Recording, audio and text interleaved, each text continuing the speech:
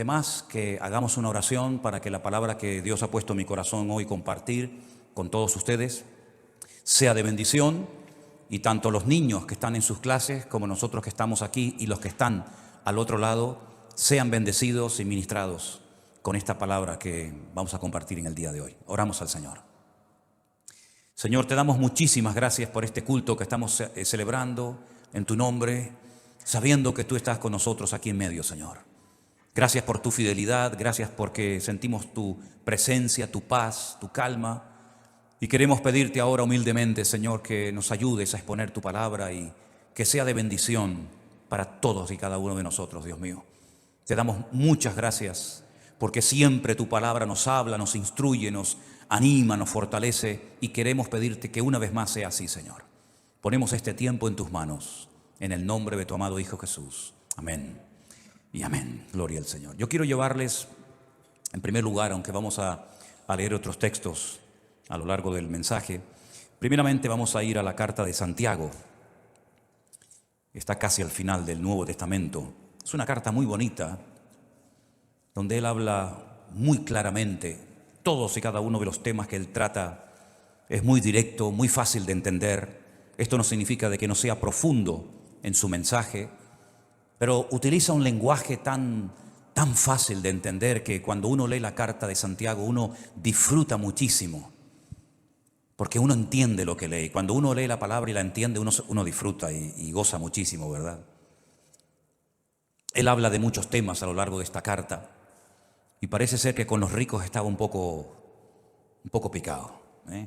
A los ricos les habla muy fuerte, porque era una época en la que las clases sociales estaban muy bien diferenciadas, y los ricos en aquella época pues afligían a los pobres, e incluso algunos convertidos con mucha capacidad económica iban a las iglesias y pretendían que fueran tratados de una forma diferente, ¿no? En un trato preferencial, y eso ni al Señor le agrada, y a Santiago pues lógicamente tampoco, ¿no? Y él habla mucho acerca de someterse a Dios, de buscar la sabiduría que viene de lo alto, porque también habla de una sabiduría terrenal, animal y diabólica. Pero habla de la sabiduría que viene de lo alto, la sabiduría que viene de Dios. Que dicho sea de paso, él dice que si algún hermano en algún momento de su vida necesita sabiduría, porque no sabe qué hacer, pues que la pida el Señor. Pero cuando pida, que pida con fe, no dudando. Y el Señor dice que le dará la sabiduría necesaria para tomar la decisión o para hacer lo que le corresponda hacer. Habla acerca de la lengua. Habla acerca de la importancia de las obras. Toca muchos temas. Y en cierto sentido, alguien ha dicho, o algunos comentaristas han dicho, que tiene un estilo parecido a los proverbios del Antiguo Testamento. Porque salta de un versículo a otro, tocando un tema, tocando otro tema, y a veces parece como que pierde el hilo, pero luego lo retoma. Es una carta muy interesante, es una carta muy bonita. Hay varias personas en el Nuevo Testamento que tienen el nombre de Jacobo o Santiago. El Señor Jesucristo tenía un hermano que se llamaba Santiago. Estaban Santiago los hijos de Zebedeo, estaba Santiago los hijos de Alfeo. Hay varias personas que reciben este nombre. Y en el capítulo 4, él toca un tema que a mí particularmente me ha llamado muchísimo la atención. Y ahora les voy a decir por qué, cuando terminemos de leer la porción. En el capítulo 4 de Santiago, desde el versículo 13 en adelante, la palabra de Dios dice así: Vamos ahora, los que decís, hoy y mañana iremos a tal ciudad, y estaremos allá un año, y traficaremos, y ganaremos.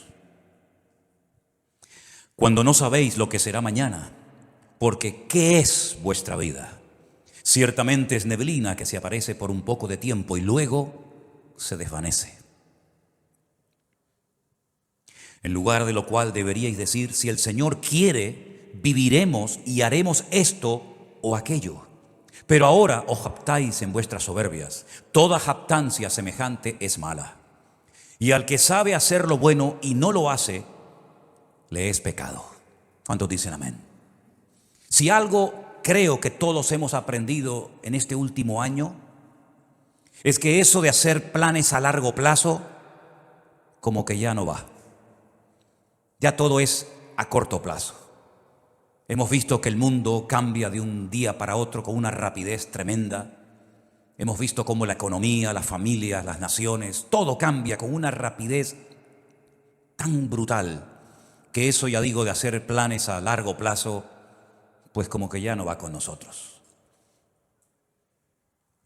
En aquellos tiempos de la Biblia en los que se escribió esta carta, el Imperio Romano no paraba de conquistar nuevas tierras. Y cuando conquistaba nuevos territorios, Roma tenía la costumbre de levantar nuevas ciudades y de invitar a la gente alrededor o de otras naciones a que fueran a vivir a esas ciudades. Y muchos judíos iban, porque el Señor les dio a ellos la capacidad de hacer negocios y de ganar dinero. Y muchos judíos iban a esas ciudades recién inauguradas para empezar una vida nueva.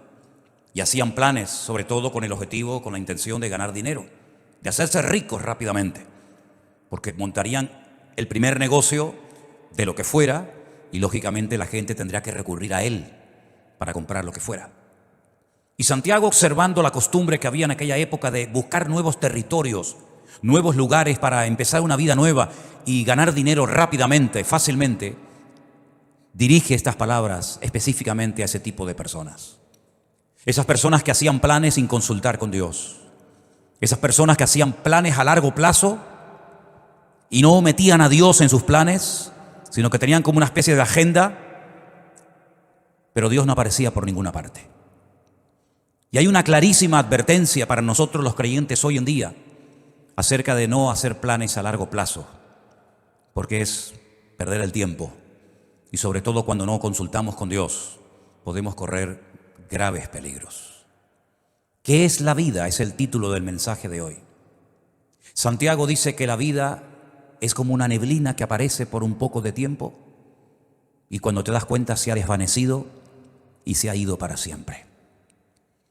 La semana pasada fui a un tanatorio a darle la despedida a un hermano mucho más joven que yo, que tuvimos la oportunidad de conocerlo con 14 años y llevarlo a los pies de Cristo, y por un tumor que tenía en su cabeza, pues ya en este momento no está entre nosotros, sino que está en la presencia del Señor. Y algunos de ustedes lo conocieron, porque durante algún tiempo fue el batería de esta congregación, de esta iglesia, nuestro hermano Santi, que partía a la presencia del Señor la semana pasada. Y uno dice, Señor, una persona joven, una persona tan noble, ya no está entre nosotros, ¿verdad? La última vez que lo vi, me lo encontré en un centro comercial junto con su esposa. Nos saludamos y me pidió allí en el pasillo de ese centro comercial que orara por él. Y esa fue la última vez que lo vi. Y la próxima vez cuando supe algo de él es que ya no estaba entre nosotros. Y uno se queda como sorprendido, ¿verdad? Lo rápido que le pasó la vida a este hermano. Pero esta semana, una hermana desde Bélgica, un matrimonio precioso con su niño, que han viajado en varias ocasiones con nosotros a Israel, me mandaba un WhatsApp pidiéndome oración por su marido, que necesitaba urgentemente un milagro en su vida.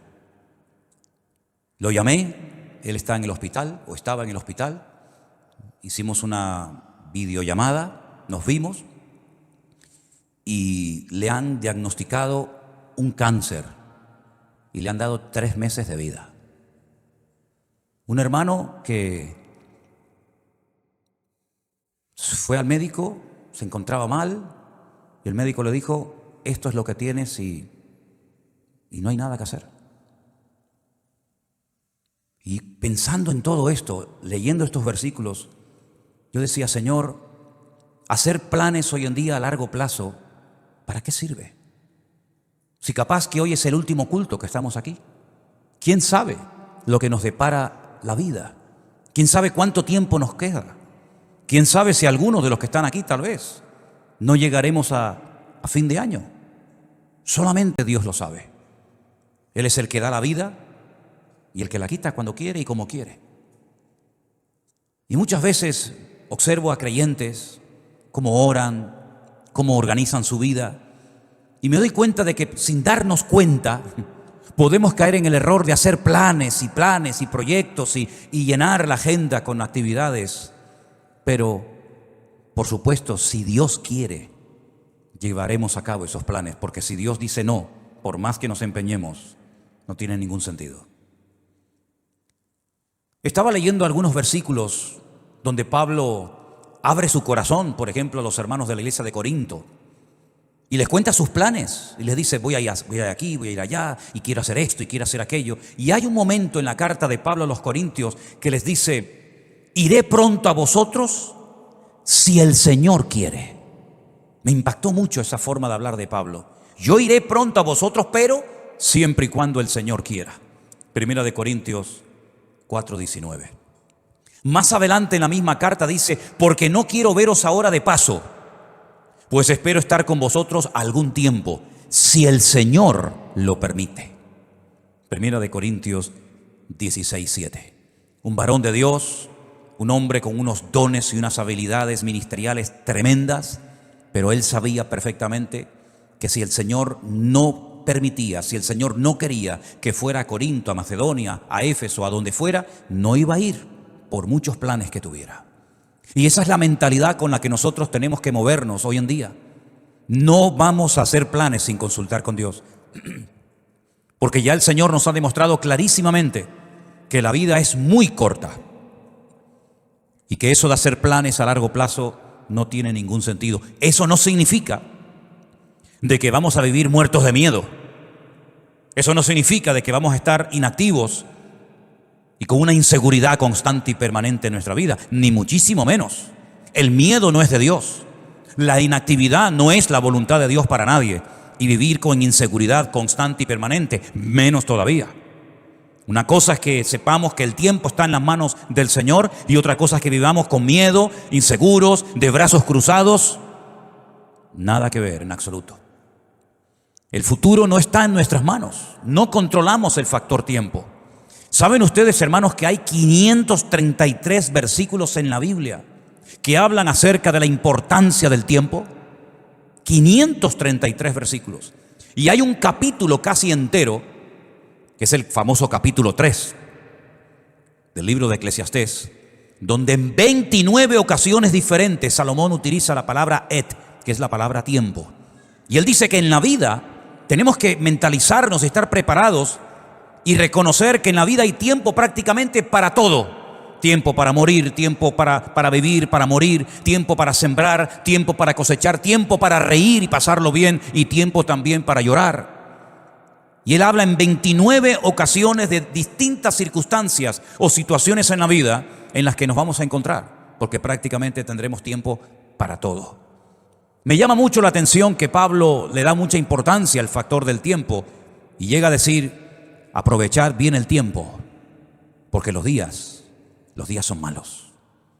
También Salomón, en esos proverbios tantos que escribió, hay uno que aprendí hace muchos años, que es el 27:1, que dice, no os jactéis del día de mañana, porque no sabes qué traerá de sí el día. No te jactes, como diciendo, bueno, yo controlo el presente, el mañana y el pasado mañana. No te jactes, no hables así, porque tú no sabes lo que va a traer el mañana. El mismo Señor Jesucristo nos enseñó en el Sermón del Monte que no tenemos que estar afanados ni preocupados por el día de mañana, sino que basta a cada día su propio afán. ¿Cuántos dicen amén? Estamos viviendo estos días con mucha expectativa y viendo a ver qué es lo que termina de suceder en este país de Kabul, de Afganistán, cuya capital es Kabul, ¿verdad? Donde hay una especie de calma tensa. Cualquier cosa puede ocurrir en cualquier momento. Fíjense la cantidad de miles y de miles de personas que están desesperadas, tratando de salir como sea de ese infierno. Y creo que fue ayer o antes de ayer, un terrorista suicida se metió en medio de esa multitud y se explotó y murieron 170 personas. Personas que jamás en la vida se les hubiera ocurrido que estando en aquel lugar esperando un avión, una salida, ese iba a ser el último día de su vida. Incluso algunos soldados que estaban ya a punto de salir para su país también perdieron la vida.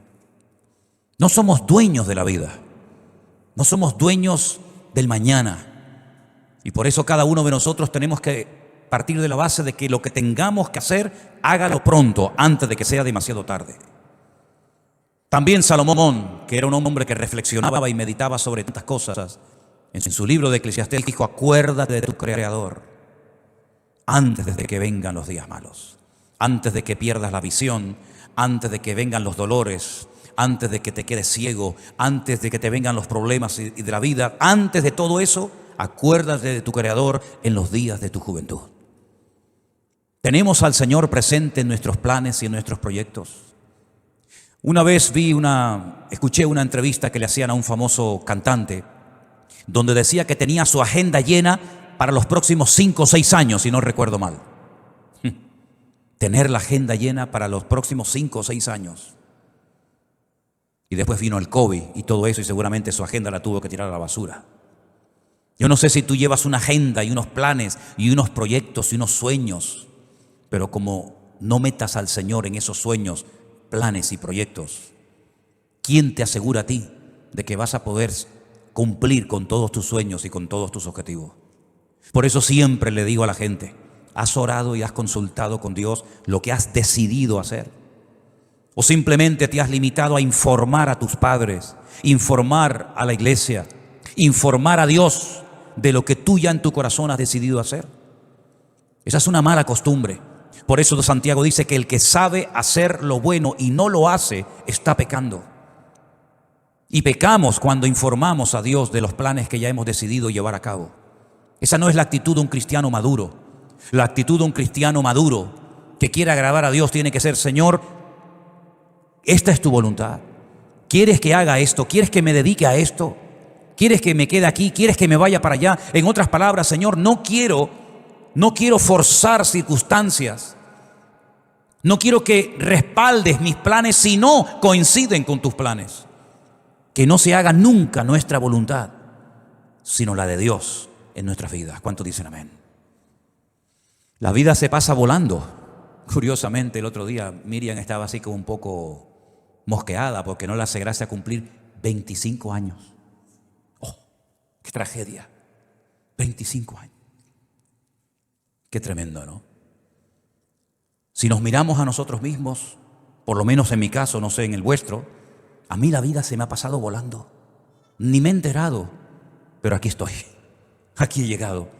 Pero tal vez por la actividad, tal vez porque hemos estado siempre metidos en las cosas del Señor y no hemos tenido prácticamente tiempo para aburrirnos. La vida pasa tan rápidamente que ahora te paras y dices: Señor, me queda menos de lo que ya he vivido.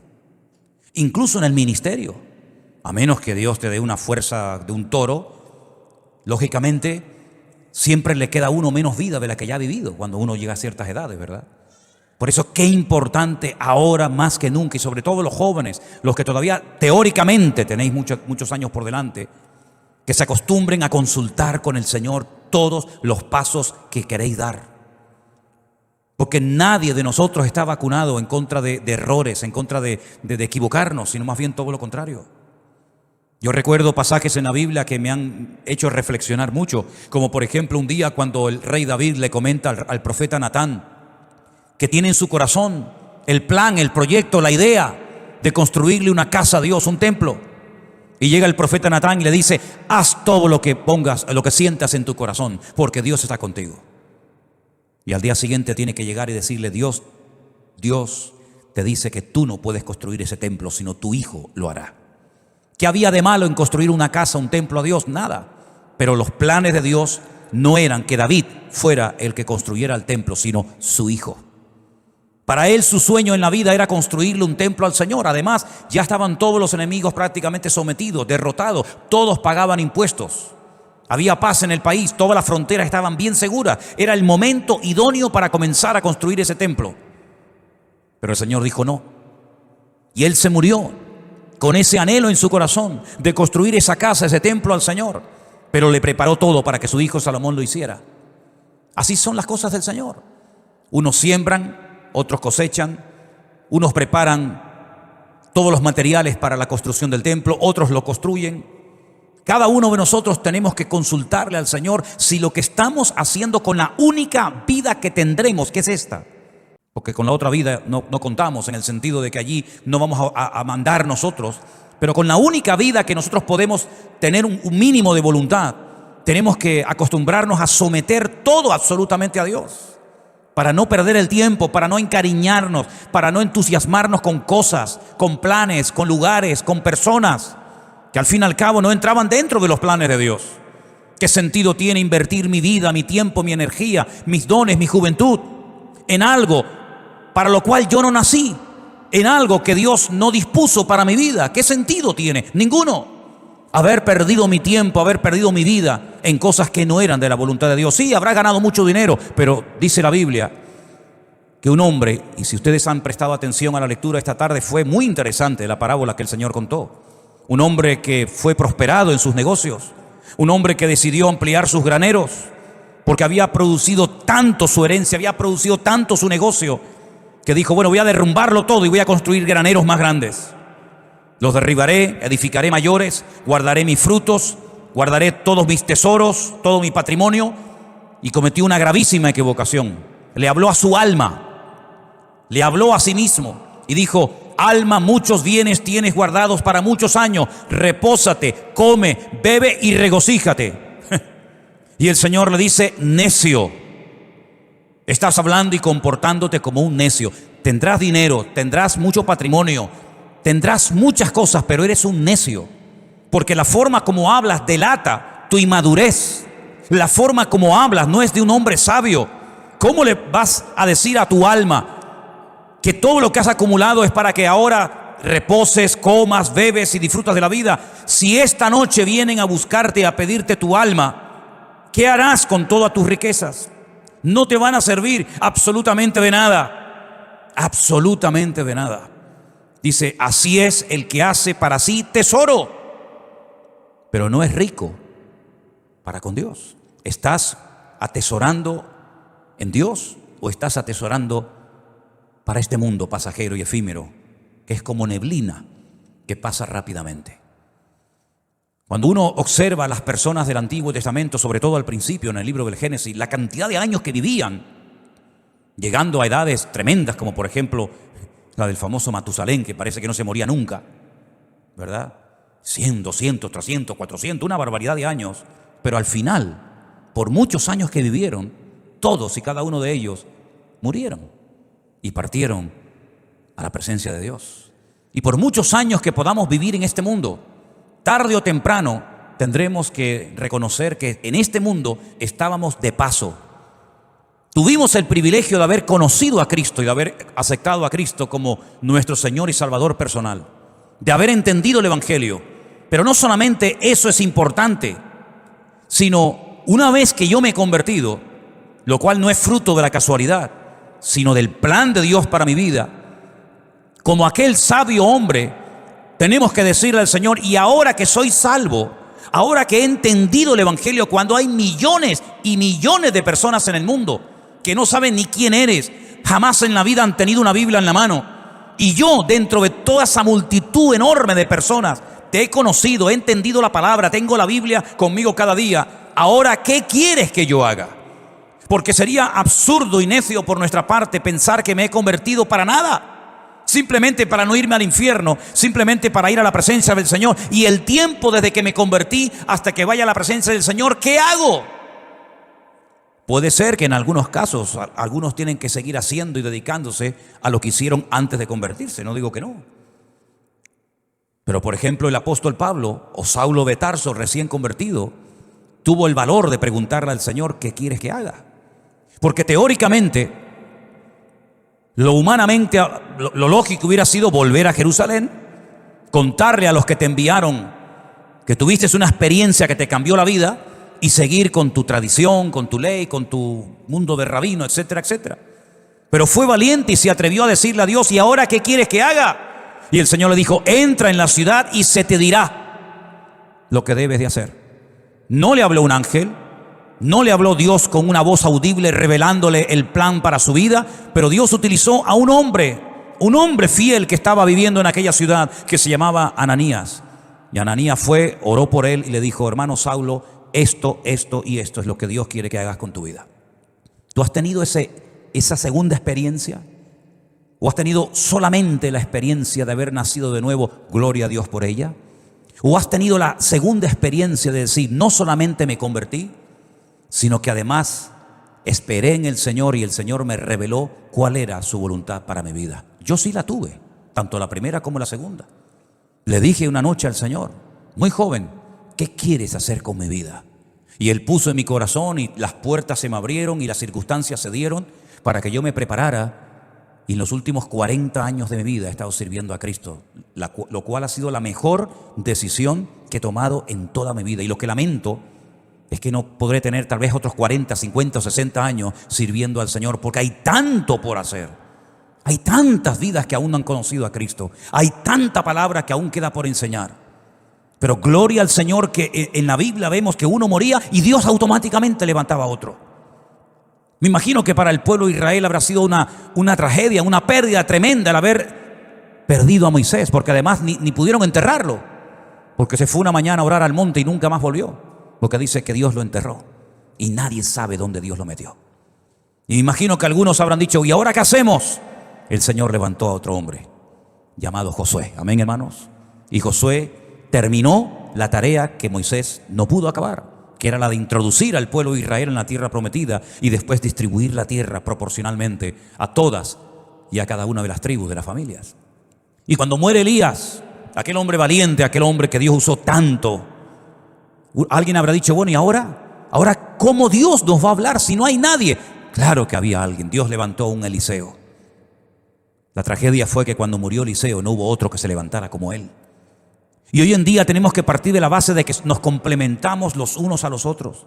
Y uno llega hasta un punto y el otro sigue de ese punto al siguiente y así sucesivamente. Y tenemos que pedirle al Señor, Señor, ¿para qué me has traído a este país? ¿Para qué me has traído a esta iglesia? ¿Por qué he conocido este ministerio? ¿Por qué te he conocido a ti? El otro día paseando por la calle, oía a algunas personas hablar y conversaciones y yo decía, Señor, no sé cómo hoy en día hay gente que es capaz de vivir sin Dios. Vidas huecas, vidas vacías, no tienen tema de conversación, siempre hablan de lo mismo. Pones la televisión y llega un momento que dices, Dios mío, me siento como un bicho raro. Todo lo que oigo es como en otra frecuencia completamente diferente a la que nos tenemos que mover los creyentes. Vemos una necesidad tremenda en Afganistán. Bueno, yo no hablo el idioma de ellos ni mucho menos, pero hasta te entran las ganas de decir, Dios mío, me gustaría ir para allá para poder evangelizarles y poder hablarles de Cristo, ¿no? Y como en Afganistán hay 20.000 lugares en el mundo donde hay tanta necesidad de tanta gente que no conoce al Señor. Y después por otra parte te encuentras a un montón de creyentes aburridos, que no le encuentran sentido a su vida, creyentes que pasan los días, las semanas, los meses y los años, y cuando no le duele aquí, le duele allá, y cuando no le duele allá, le duele por allá, y siempre soy yo, mi necesidad, mi economía, mi dolor, mi artrosis, mi artritis, mi no sé qué. Y yo digo, pero Dios mío, ¿cuándo nos vamos a dar cuenta de que no estamos en esta vida para perder el tiempo? Sino que estamos en esta vida para cumplir con el propósito por el cual tú permitiste que yo naciera y volviera a nacer de nuevo al conocerte a ti. ¿Qué es la vida? Neblina, lo dice bien claramente la palabra de Dios. Es una neblina. Cuando te das cuenta, llegas a los 25, a los 30, a los 40, a los 50, a los 60, a los 70, a los 80 y vamos a parar ahí. Y uno dice, ¿y qué son 80 años? ¿Qué son 90 años? Me acuerdo un día fui a ver a mi abuelo en los últimos días ya de vida que le quedaban. 106 años tenía en ese momento cuando hablé con él y se me queda mirando y me dice, ¿y yo por qué vivo tanto? ¿Por qué vivo tanto? No me muero nunca, me dice. He enterrado a todos mis amigos, he enterrado a montones de gente. Y se cumplió aquello que decía mi padre, el viejo, el abuelo nos va a enterrar a todos, porque todos se morían menos él. Pero al final murió, se le acabó la pila. Y uno dice, madre mía, 106 años. ¿Y qué son 106 años? No es nada, es neblina que pasó. Duró un poco más la neblina ese día, pero al final la neblina terminó también disolviéndose. Hay un versículo en la Biblia, en el libro de Eclesiastés, vengan conmigo por favor al capítulo 3, muy interesante, donde Salomón, reflexionando acerca de lo que es la vida, las distintas circunstancias, momentos y experiencias que vamos a tener, él dice lo siguiente: ¿qué provecho tiene el que trabaja de aquello en que se afana? Eclesiastés 3:9. ¿Qué provecho tiene? ¿Cuál es el objetivo? ¿Cuál es la finalidad de aquello en lo que me afano? Dice Salomón: yo he visto el trabajo que Dios ha dado a los hijos de los hombres para que se ocupen de él. Todo lo hizo hermoso en su tiempo y ha puesto eternidad en el corazón de ellos, sin que alcance el hombre a entender la obra que ha hecho Dios desde el principio hasta el fin. Yo he conocido que no hay para ellos cosa mejor que alegrarse y hacer bien en su vida. Y también que es don de Dios que todo hombre coma y bebe y goce el bien de toda su labor. He entendido que todo lo que Dios hace será perpetuo. Sobre aquello no se añadirá, ni de ello se disminuirá, y lo hace Dios para que delante de Él teman los hombres. Aquello que fue, ya es, y lo que ha de ser fue ya, y Dios restaura lo que pasó. Es como un círculo, ¿verdad? Unos van, unos vienen, unos mueren, unos nacen. Pero las lecciones que el Señor ha grabado a fuego en nuestros corazones en este último año, creo que no tenemos que olvidarlas nunca en la vida.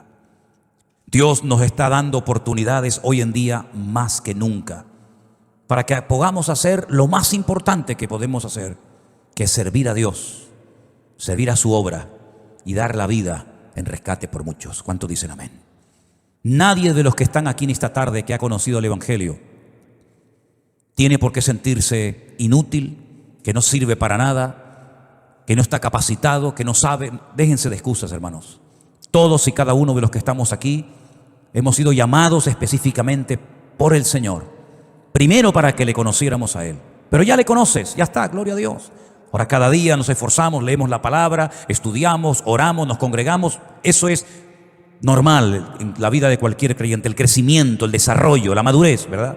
Pero la actividad propia de cada miembro es insustituible. Nadie puede ocupar tu lugar en el cuerpo, porque cada uno de nosotros tenemos una función que cumplir. Y la Biblia dice que una iglesia sana es cuando cada miembro reconoce para qué está en ese cuerpo, cuál es su función y cuál no es su función. A veces veo gente que se quiere dedicar a lo que Dios no lo ha capacitado, en vez de dedicarse y ocuparse a lo que Dios sí le ha capacitado. No tienen que imitar a nadie, no tienen que frustrarse diciendo: a mí me gustaría cantar o predicar o hacer o ser como aquella otra persona. No, porque no es así como tenemos que movernos en el reino. Tenemos que decirle al Señor: Señor, ¿cuál es mi función? Y dice la Biblia que hay miembros en el cuerpo que parece que no sirven para nada, pero a la hora de la verdad son a veces los más necesarios. Y hoy en día necesitamos un ejército de hombres y mujeres que pasen tiempo orando a Dios. Hay tantas necesidades. Una de las cosas que más me golpea el alma cada día es cuando recibimos cientos de peticiones de auténticas tragedias, de niños que se están muriendo, de familias destrozadas, de gente que le han diagnosticado un cáncer, de gente que se encuentra, y es todos los días, peticiones y peticiones y peticiones. Y necesitamos un ejército de personas que tomen conciencia de la realidad del mundo espiritual. El mundo espiritual está cambiando de una forma galopante, tremenda. Y espero equivocarme en lo que voy a decir. El tiempo lo dirá. Pero probablemente cambios aún más brutales, más bruscos que los que hemos experimentado en este último año están en el horizonte. Desde hace años, simplemente para ponerles un pequeño ejemplo, desde hace años Israel viene advirtiendo al mundo del peligro de que una nación árabe se haga con armas atómicas. No hay ninguna nación árabe hoy en día en el mundo que disponga de armamento nuclear, ninguna. Pero hay una que Israel viene años diciendo: están preparándose para tener su armamento nuclear. Y me refiero concretamente a Irán, la antigua Persia. El Estado Mayor del Ejército de Israel acaba de anunciar hace unos días algo que muchas veces no aparece en los medios de comunicación, que en menos de 2 meses se calcula que Irán ya puede tener su armamento nuclear preparado y dispuesto. ¿No les ha sorprendido la velocidad y lo rápido con lo que están saliendo los soldados norteamericanos, por ejemplo, de Afganistán, donde han estado 20 años? ¿Por qué tanta prisa? ¿Por qué tanto apuro? Parece que hay que salir ya. ¿No lo podían haber hecho hace años de una forma más escalonada, mejor organizada? ¿Por qué tanta prisa? Porque Estados Unidos no puede permitirse el lujo de tener a 400.000 soldados en un país haciendo prácticamente nada, sabiendo lo que se viene encima. Israel se está preparando para atacar Irán. No puede esperar que Irán le ataque, porque si Irán le ataca, lo destruye. Israel tiene que pegar primero para no ser destruida. Si en los próximos meses, como se comenta, Israel decide atacar Irán, porque sabe que le queda poco tiempo, menos de 2 meses, para decir vamos a por ellos, el mundo va a cambiar completamente. Por eso cuando veo a creyentes hablando de vanidades, de modas, de cosas ridículas y absurdas, yo digo, pero no son conscientes de la que se nos viene encima. Si este hecho, que espero que se dilate en el tiempo, se va a llevar a cabo en los próximos meses, nuestra vida va a cambiar para siempre. Y puede ser el inicio perfectamente de una tercera guerra mundial, donde se van a utilizar una serie de armas que no se han utilizado jamás, y donde los bloques bien posicionados, los chinos, los rusos, los árabes, Occidente, Oriente, ya cada uno sabe dónde colocarse y qué fichas mover en el tablero. Por eso lo que tengamos que hacer, queridos hermanos, vamos a hacerlo pronto, porque el tiempo se acorta y no hay tiempo que perder. Y la palabra del Señor nos enseña que Cristo viene pronto, pero antes de que el Señor venga, dará un tiempo de gracia para que el hombre conozca el Evangelio. Pero dice, ¿cómo creerán si no hay quien les predique? No tenemos que decir que no ha habido personas que se han convertido, vamos a decir, entre comillas, solas. Sí, hay algún caso por ahí, sí. Alguna persona que se compra una Biblia, que viene a una iglesia, sí, pero son los menos. El sistema de Dios es que la iglesia se ponga las pilas y predique el Evangelio a tiempo y fuera de tiempo. Y la Biblia dice que antes de la venida del Señor habrán una serie de señales que ya se están dando y que probablemente muchos de nosotros las veamos, y por lo tanto ya no hay tiempo que perder. Sé sabio con la utilización de tus recursos económicos.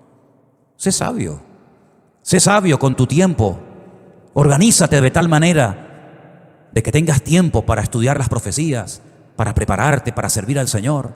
Y mira, y cualquiera, sea pastor o no sea pastor, lleves un año, lleves poco tiempo, cualquiera puede ir a una librería cristiana y comprar 100, 200 Nuevos Testamentos, Biblias, y salir por el barrio un día y regalárselas a esos jóvenes que están ahí en la calle, o al señor que está en el bar que saludas todos los días. Cualquiera de nosotros puede acercarse a una persona y decirle, oye, mira, quiero regalarte algo que te va a venir muy bien, un libro, una Biblia, un Nuevo Testamento, invitarlo un día al culto, darle una tarjeta, que hay cientos de tarjetas todavía por ahí sin repartir, donde aparece la página web de la iglesia, los canales de Facebook y de YouTube, para que puedan escuchar la palabra de Dios. ¿Sabes cuántas miles? Y ya puedo hablar de miles, ¿Sabes cuántas miles de personas viendo las redes sociales se han reconciliado con el Señor y han conocido a Cristo como su Señor y Salvador personal en este último año? Es incontable el número. Es incontable. Me decía uno de los colaboradores que tenemos en Centroamérica, en Costa Rica, y dice, pastor, es imposible controlar esto, ya perdimos el control. Ya ni siquiera los grupos de WhatsApp nos sirven, porque ya hemos llegado a un límite en el que ya ahora tenemos que comenzar a meter a la gente en otros sistemas, porque ya el WhatsApp se nos ha quedado corto. Cientos y cientos y cientos y cientos, miles de personas. Me decía Priscila el otro día, que es una de las que atiende los correos, un promedio de 100 y pico correos cada día, ¿sí o no? Necesidades, peticiones, vengan para aquí, queremos bautizarnos, queremos casarnos, queremos abrir una iglesia, queremos que nos visiten todos los días. Por eso, mis queridos hermanos, no hay tiempo que perder. ¿Qué es la vida? Es neblina que se pasa. Pero mientras estemos con vida, podemos ser útiles en las manos de nuestro Dios. Si usted se quiere dedicar a sus cosas sin tener en cuenta al Señor, sin meter al Señor en su agenda, Dios le bendiga. Pero necesitamos urgentemente de hombres y de mujeres que se tomen en serio este tiempo y que sepan que queda poco tiempo. Ya sé que es como un tópico, ¿no? La iglesia viene diciendo, los predicadores, los pastores, venimos diciendo hace años que queda poco tiempo, pero hermanos, hay que ser ciego, hay que ser una piedra para no darse cuenta de que nuestro mundo se está cayendo a pedazos. Cualquier momento que pongas la televisión te das cuenta de que el mundo está perdido. Sodoma y Gomorra está por todas partes. Las presiones, las tentaciones, la manipulación, etcétera, etcétera, que está viendo en nuestro tiempo, jamás en la historia lo habíamos vivido. De hecho, hasta la gente, si se han dado cuenta, hasta la gente ha cambiado. Yo hablo con gente prácticamente cada día y noto que la gente ha cambiado.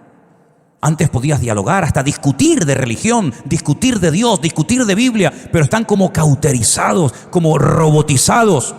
Ni sienten ni padecen. Antes discutías que si los católicos, que si los evangélicos, que si la Virgen, que si los santos. Hoy en día la gente está con una frialdad tan espectacular que ya no es como antaño, que el tema religioso, entre comillas, era una novedad. Hoy en día, ¿quién habla de Dios? ¿Quién habla de Biblia? Prácticamente nada.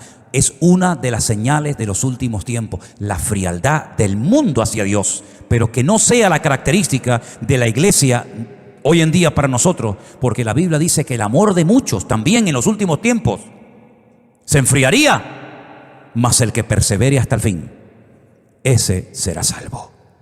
Y yo quiero ser de los que perseveran hasta el fin, para que ninguno me quite la corona que el Señor tiene preparada para mi cabeza. ¿Cuántos dicen amén? Cierra tus ojos ahí donde estás. ¿Qué es la vida? Es neblina que aparece y se desvanece rápidamente. Pon tu vida en las manos del Señor. Pon tu vida, tus recursos, tu juventud en las manos de Dios. Y te vas a dar cuenta de que no hay tiempo ni para estar desanimado, ni para estar triste, ni siquiera ni para pecar. No hay nada mejor que estar activo en las cosas del Señor. Si tu cabeza está todo el día pensando en lo material, todo el día pensando en lo económico, tienes un grave problema, querido hermano y hermana. Tienes un gravísimo problema. Si lo material te absorbe, si lo material te quita el sueño, si lo material te preocupa, quiere decir que no estás ocupado en las cosas del reino. Porque cuando uno está ocupado en las cosas del Señor, no está preocupado por nada ni por nadie. Y los tiempos en los cuales el Señor ha decidido que tú y yo vivamos son tiempos diferentes, muy parecidos a los tiempos de Noé, de violencia por todas partes, donde padres matan a sus hijos, donde se oyen pecados terribles que nunca antes se habían oído entre nosotros,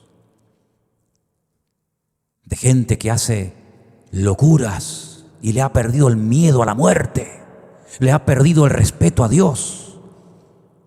Y parece que cuanto más normas ponen, más fácil para algunos es quebrantarlas. Hay un endurecimiento, una frialdad, una soberbia, una arrogancia tan grande en la gente que se creen que porque tienen casa y coche y dinero y trabajo ya lo tienen todo. Y como la parábola que he contado en esta tarde, ¿de qué te sirve todo lo material si mañana te viene un infarto, si mañana te diagnostican un cáncer, si mañana te dicen que te quedan 2 o 3 meses de vida? ¿De qué te sirve el dinero? Dime, ¿de qué te va a servir? ¿De qué te va a servir tu carrera, tus estudios, tu coche, tu dinero, tu joya? De nada, de nada. Está muriendo gente por todas partes. Por todas partes está muriendo gente joven, gente mayor. Prepara tu vida, porque tarde o temprano tendrás que enfrentarte ante la realidad de que tu vida se acaba. Los ricos se mueren, y los pobres también, y los blancos, y los negros, y los cristianos, y los ateos se mueren. Es ley de vida. Y por eso es muy importante que tú digas: ¿qué estoy haciendo con mi vida, con mis hijos? ¿Quién está atendiendo a mis hijos? ¿Qué están aprendiendo mis hijos en la escuela? ¿Qué basura le están metiendo a mis hijos en las clases? Y tú no te enteras porque estás en tu mundo. Estás en un mundo desconectado de la realidad, donde tus hijos a veces prefieren ir al amigote del barrio, hacerle la pregunta que le deberían haberle hecho a su padre, pero su padre está muy ocupado y su madre está también muy ocupada. Es tiempo de buscar a Dios. Ya no hay tiempo que perder. La gente está atontada, la gente está perdiendo el tiempo en boberías, en tonterías, y no se dan cuenta de que esto se acaba y Cristo viene pronto.